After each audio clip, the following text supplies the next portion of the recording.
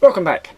The last video I did, my equipment conspired against me, and I was going to finish off the last video looking at weddings and low ISO and that kind of stuff with a look at the focus abilities of the D780, and as I say, didn't actually get to do that in that video. So a short separate video about the D780 focusing abilities. Now, just to remind you, last 2 years I've used Sony, and before that I was using the Nikon D750, and before that the D800, and so on and so forth. So really I'm comparing the D780 now with my 2 years experience of using the Sony A7 III for about, what did I do, 45 weddings, goodness knows how many families and boudoir shoots and that sort of thing. I think I took, in the 2 years I had the Sony, I think I was up around the 72,000 photos mark, so did get to know it quite well. And I have to say the focusing of the Sony was amazing. It wasn't perfect, but it was pretty amazing. You're looking here at a photo that I'd shot recently before about, well, it was about in the middle of December, a lovely bright sunny winter's day of a guitarist here who's got, I don't know, about 500,000 YouTube followers I think, and we spent the day together getting him some more shots for his portfolio and his videos and that kind of thing. This was a shot where I said to him, just walk towards me and I'll get shots as you're walking down the street. So what I used was dynamic 9-point, obviously continuous focus. That was a mode that I'd used on the D750. I did on the D750 often use the group area AF. Now the reason I didn't use it here, I can't actually draw on this screen, not without lots of technical glitches anyway, but the reason I didn't use it here is because he's so small in the frame. The 9-point autofocus, I can put the center point on his face, and the 9 points are gonna be, I'm guessing, around about there. I hope you can see this, and forming a square around that sort of area. But the main thing is the center point, the single point focus is on his face, and he's walking, you know, steadily down in this direction, so I can keep that focus pretty well on his face with the 9 points around him just staying, just keeping him focused. If I go slightly off. Now to make this work, for moving subjects using dynamic area AF, whether it's 9, 21 or whatever it is, I only ever use 9 because hopefully you're not going to go that far off the subject. What you want is for the focus to stay on your subject. Once you've got the subject locked on the center point focus, sorry, not the center point, on the single point focus, if that drifts off slightly as he's walking towards you, maybe the focus point drifts off his face and hits the wall behind him. You don't want the focus suddenly switching to that point, the wall behind him. You want it to stay focused on him, hence the 9 points. But and that will work, but you do also need to adjust the speed at which the camera will refocus, because if the single point focus, the center of the 9 points, goes off his face and onto, let's say, the wall behind him, how long do you want the camera to wait before focusing on the wall behind him?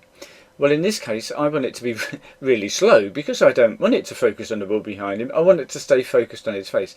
So I've set the refocus, I forget what it exactly is now. Bear with me, let me just have a look.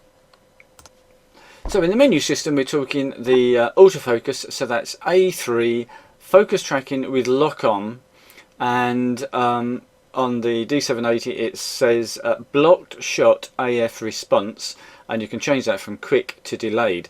I've got that delayed as far as it would go. I've got that on 5, so the camera should be very slow to refocus. and therefore hopefully will stay focused on what I want to be in focus. If you were shooting maybe something like basketball or a very quick sports or something like that, there may be times when you want to do exactly the opposite. You want the camera to refocus very quickly on whatever you move the single point center of those 9 points to. So it does take some playing around. Anyway, let's have a quick look at the actual focus.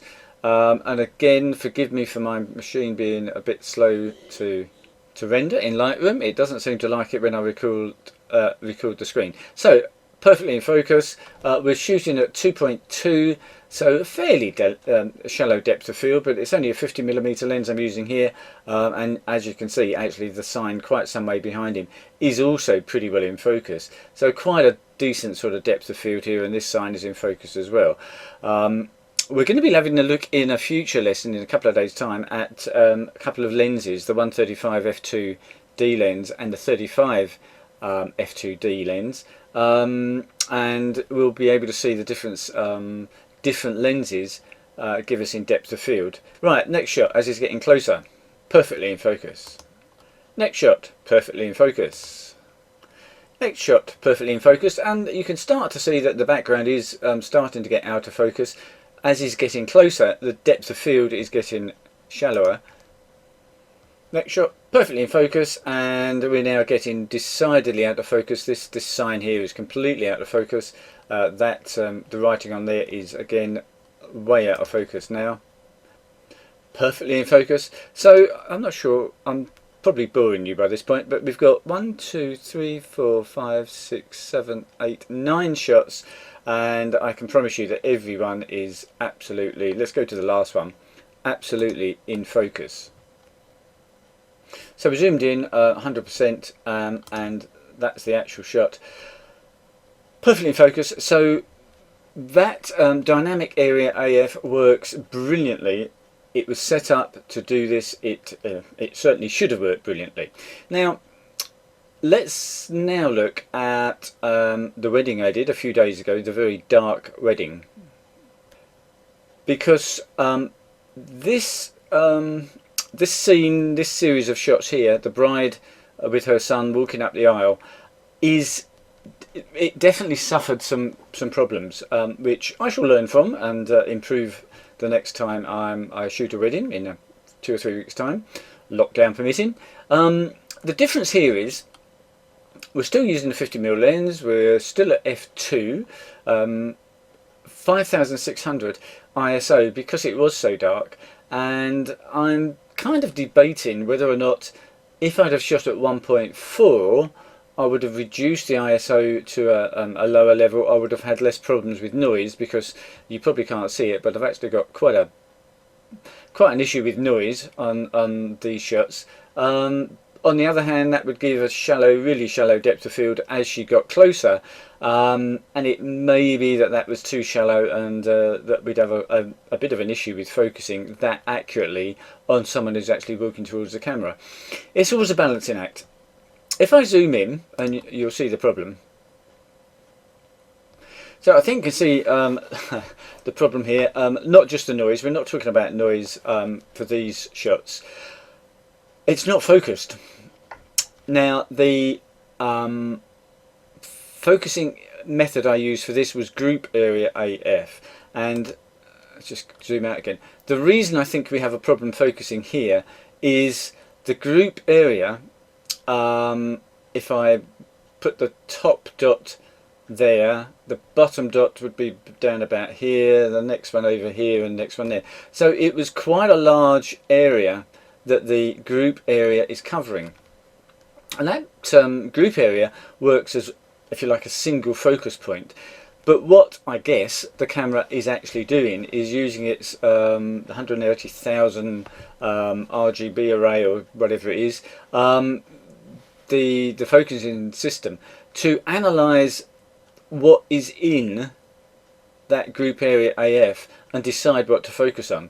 And I can only presume that because it was so dark, and she's still out in the corridor where it's even darker than the actual room, it just didn't have enough information. If we go to the next shot, which is just a, oops, sorry, jumped out again, which is just a fraction of a second later. I had it on slow burst, so it was about 3 frames per second. You can see it's now focused. Unfortunately, it's focused on the wall behind her. On the light here, I can only assume that that was part of the group area AF. It decided that was the brightest part of the image that it could see in this group, and therefore that's what it should focus on. It doesn't seem to use face detect when it's that far away. Now, comparing that to Sony, the Sony also would not have picked up a face this far away. It would have picked up his face, and if I'd have had face detect on to take this shot, it would have instantly jumped to his face, and I wouldn't have got any shots at all of the bride walking down the aisle. And therefore on the Sony, even with its super sophisticated wonderful focusing system, I would have to use a single point focus to get this shot. I couldn't use face detect. Now as she got closer, probably to about the position around about here where this lady is opposite her, it would have kicked in the face detect. That then means I need to switch from using one back button focus to a different back button focus on the Sony, that's the way I had it set up, to then use face detect. And the problem there is, because we're at very low light levels, it wasn't 100% reliable, and it could have easily lost face detect, in which case it hasn't got a clue what to focus on, and it would have just been a complete disaster. Therefore, using on the Sony, I would have not used face detect at all for this. I would have stuck to single point focus and just tried to track her as she walked up the aisle. The group area AF on the Nikon should be better, but again, I need to learn to relearn my Nikon focusing systems. I would have been better using the D9 Dynamic 9 that I used on the shots with Drew, the guitarist, just now, because I could have put the center spot over her face, and that would have locked onto it, I'm sure. So don't blame the camera, blame the operator in this case.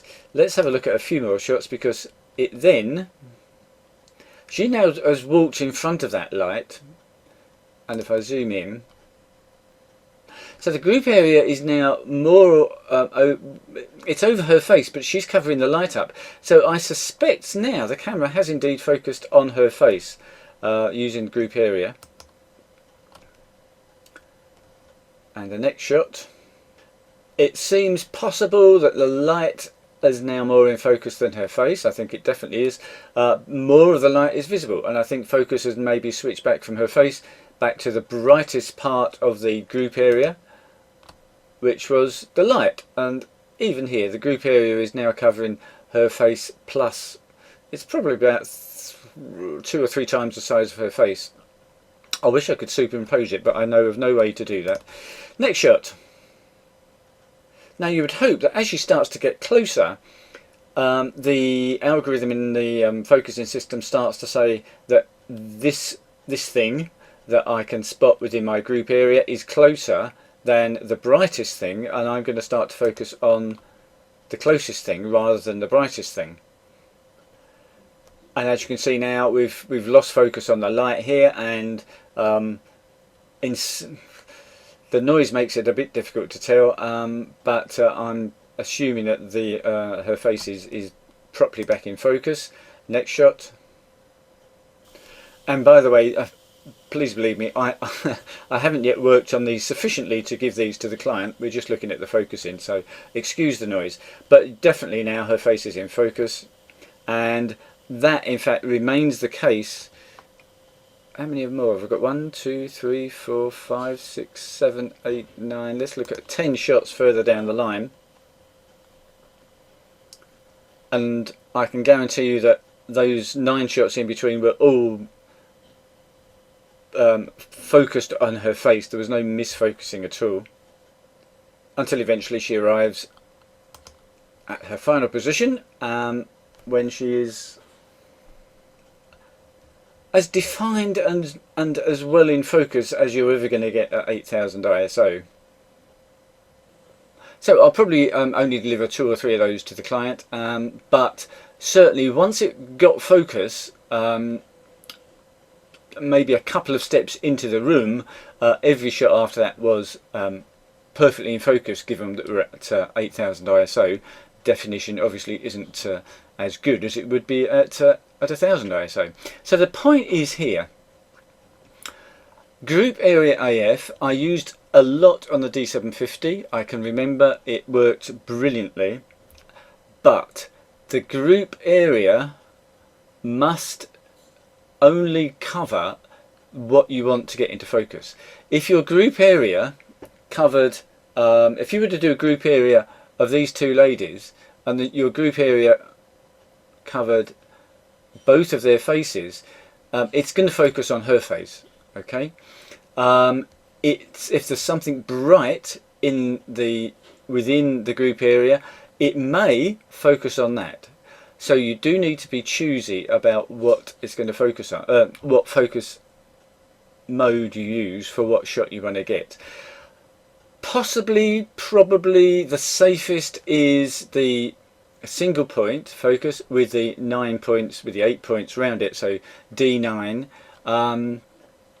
However, you've then got to play around with the settings of how quickly it's going to refocus, because that could give you problems. So there's no real definitive answer. You do need to get to know the camera. I'm still relearning the D780, and I'm sure after another 2 or 3 readings I'll be I've had enough practice to get every single shot absolutely bang on. And as far as answering the question regarding the focusing compared to the Sony, I find it easier to use. The Sony, if you like, had too many options. There were times when I would be wanting to use face detect for focusing and IAF, but it was too dark, or they were too far away, or it would switch from one face to another, and very often I found myself switching back to single point autofocus, which meant using 2 buttons. There were times actually, one of the real downsides of the Sony excuse me, was that if you were focusing with a lot of backlight, so if you were focusing on this shot with the Sony, this is after the ceremony, they're walking back up the aisle, they're getting into the dark part of the room. It really was very dark at this point, so the scene is quite heavily backlit. In spite of that, we're shooting at 22,000 ISO. It's still a perfectly usable shot. As I said with those other shots, I've got some work to do on the noise reduction, but they're in focus. She's in focus, he's probably slightly out of focus, which is exactly what I would do. I would be focusing on her. With the Sony, with a bright backlight like this, it really struggled. And at 22,000 ISO, I'm pretty certain that I would have only got 50% of the shots in focus with the Sony. So the D780 is markedly improved over the Sony, which is a good thing, because that allows me to get far more shots from the reading and have a better selection of shots to give to the clients. Something that does seem to work better, and that I might possibly be using, is 3D tracking. I never rated it that much on the D750. It seems to be better on the D780, which would then allow me to very easily track people, because it's just the center point, which on this particular shot would be about here. You simply put that over the person's face. I'll put it on her eye, hit the back button focus, and it should track that all around the focus area, no matter where that goes. And I've played around with it, not at a proper wedding, but I've played around with it just at home, and that does seem to work a heck of a lot better. Which means you've then got the option of recomposing, because if I'm using the single point focus, then obviously I can't move that. I've got to stay with that single point on on her eye in this case as she walks up. So I can't let her walk to the left of the frame because I'll lose her on that focus point. With the 3D tracking, it does seem to do a reasonably good job of staying in focus as someone moves across the actual focus area. Whether it's good enough to actually use for what I do at weddings, I'm not too sure. Again, this will be something I'll be learning and letting you know what my thoughts are in the coming months. I hope you found that useful. Next video up in a few days, as I said earlier, is the 135 f2 lens thoughts and my thoughts on the 35 f2D lens as well. Back with you soon. Thanks very much for watching.